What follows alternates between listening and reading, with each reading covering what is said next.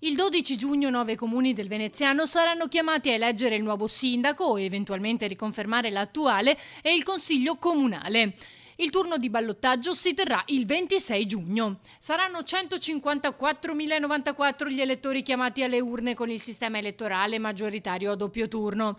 In provincia di Venezia, doppio turno a Mira con 38.552 abitanti, in cui si sfideranno 5 candidati tra cui il sindaco uscente. A Mirano 26.456 con 3 candidati. Jesolo 24.479 abitanti e 4 candidati. Santa Maria di Sala 17.295 abitanti con 3 candidati e Marcon 16.215 con 3 candidati. In questi comuni l'elezione del sindaco potrebbe arrivare al ballottaggio nel caso nessuno dei candidati ottenesse il 50% più uno dei voti validi.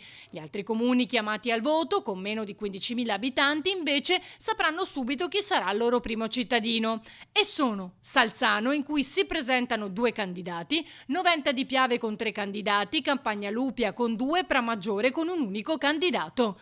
Lo stesso giorno si voterà anche per i 5 referendum sulla giustizia che hanno ottenuto il disco verde da parte della Consulta, una sorta di election day simile a quello del settembre 2020, quando causa Covid si decise di far svolgere negli stessi 2 giorni regionali, amministrative, supplettive e il referendum sul taglio dei parlamentari.